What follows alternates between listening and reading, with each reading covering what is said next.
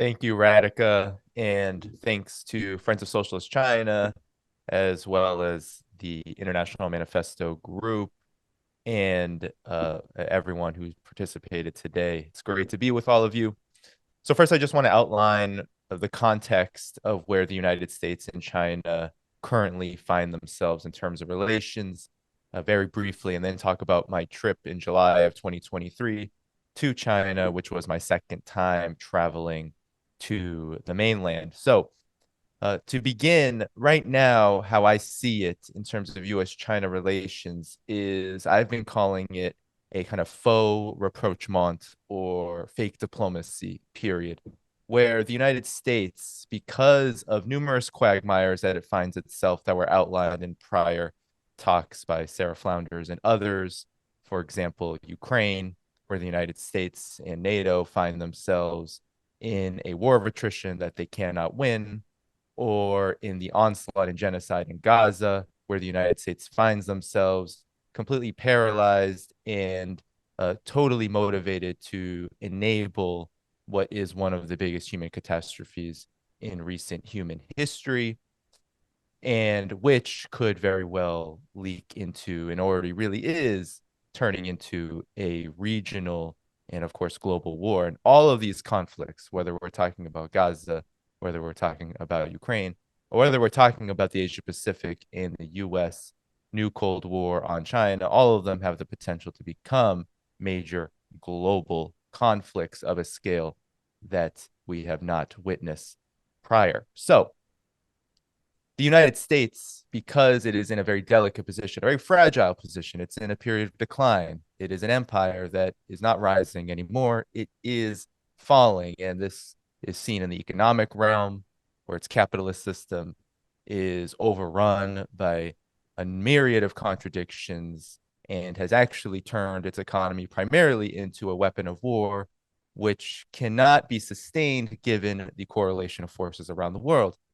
Then, of course, you have the military quagmires and the political crises, a crisis of legitimacy at home, where both political parties are increasingly finding themselves more and more unpopular with the general population. And of course, the military wars around the world, which have become a stain on the image of American exceptionalism, showing just how criminal the empire really is. So there's myriad of crises going on, and the United States has had to back off over the last 6 to 12 months. The United States has attempted to play the role of a kind of diplomatic aggressor, where you've had numerous visits from political officials. When I was in China, Janet Yellen actually was making, I believe it was her first or second time to China over the last couple of years. And at the same time, the United States had issued a travel warning to all Americans, saying that because China is supposedly wantonly and arbitrarily arresting people, that China is a dangerous place to travel. This has been the game of the Biden administration, to increase and escalate all the war maneuvers that the prior administrations from Obama to Trump had established, whether it's sanctions or military encirclement, while now needing to play a role of kind of a diplomatic aggressor because of the United States' fragile position in the world. And this confusion is reflected, and this contradiction is reflected in the general situation in the United States. A recent poll came out showing that about 75% of US adults really see China and Taiwan, for example, this conflict that the United States is instigating between China and its province of Taiwan, as important to US national interests. And you would think, okay, well, many Americans see, for example, Gaza is very important to the United States, to themselves, because there's a direct connection. However, I would caution to say that this number probably more so reflects prior polls that show that there is a huge decline in public opinion toward China in the United States and the collective West, and that this reflects that there is a significant population that does view this conflict that the United States is instigating as existential, meaning meaningful to them, and not in the ways that we would like them to view it. We want people to view this conflict as meaningful. We don't want them to view this as somehow connected to their own vested interests. On the contrary, the vast majority of people in the United States and the collective West have nothing to gain but utter and total destruction from a war with China. But this is the point of people-to-people exchanges, is that there needs to be a front, people willing to travel to places like China, Russia, all the so-called adversaries of the United States, and tell the truth about them and to build real relationships. And so that's how I see people-to-people exchanges. I see them as important for not just countering the US-led war drive with China, but also in building and developing a better world, one that is characterized by multipolarity, sovereignty, and mutual cooperation, rather than the unipolar domination and empire that the United States forwards as a dying hegemon. When I was in China in July 2023, I participated in the third dialogue on exchanges and mutual learning among civilizations, which was kind of a breakthrough conference to discuss the new global civilization initiative outlined by Xi Jinping earlier that year.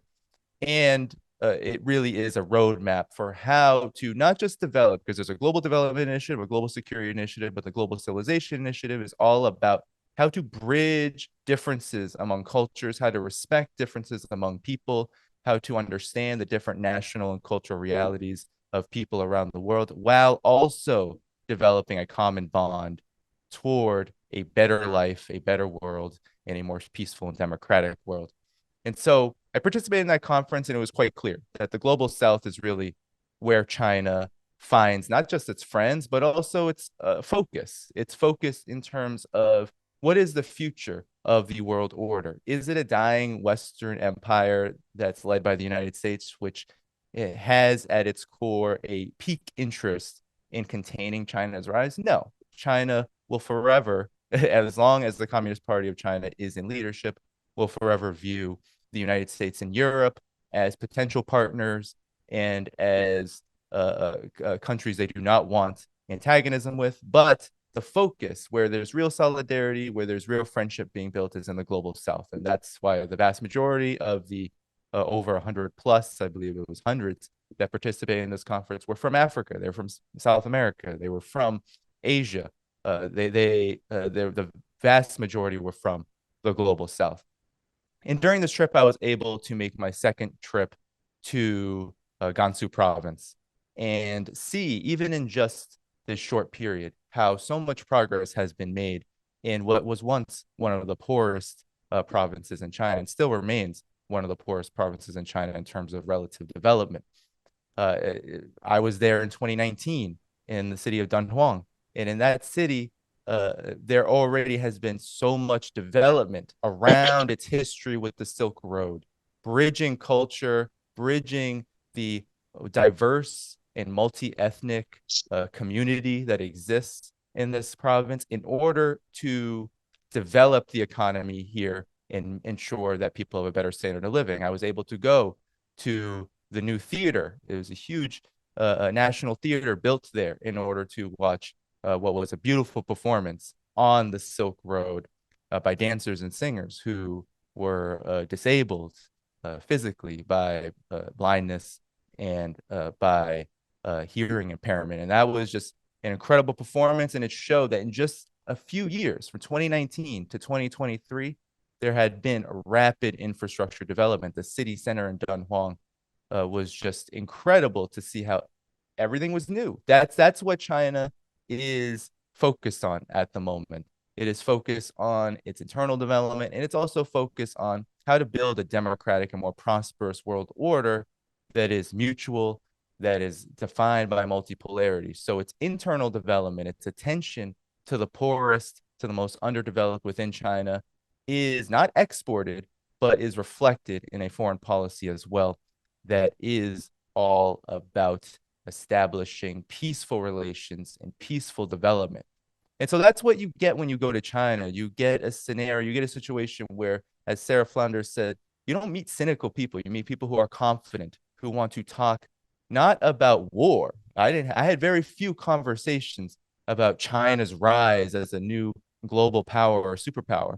Most Chinese, and including the leadership, don't think about politics in this way. But there was quite a lot of curiosity about why the United States is on this war rampage with China, why it seeks a counterproductive policy of aggression toward China. So there's a lot of curiosity, but there's also a lot of desire for deeper friendship. So people to people exchanges are incredibly important. It's incredibly important to see the progress that has been made in countries like China.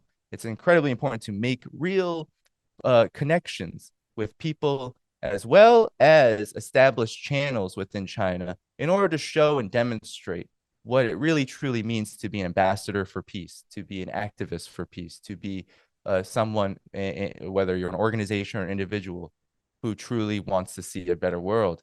It is not just about opposing war, that is incredibly important, opposing empire, but it's also about building a foundation for how we can participate in this emerging multipolar world, how we can ensure that this dying empire doesn't just go out with a destructive bang, but that what comes after it truly does have the assistance and solidarity of those people who have, unfortunately, like those in the collective West and the United States, have been dragged into war after war after war in their name. So it was an incredible trip, and I cannot wait to go back to China several more times in my lifetime in order to continue this work. And I do encourage everyone who is listening and watching to consider participating in people-to-people exchanges as well, because they're incredibly important. So thank you, everyone, for listening and for inviting me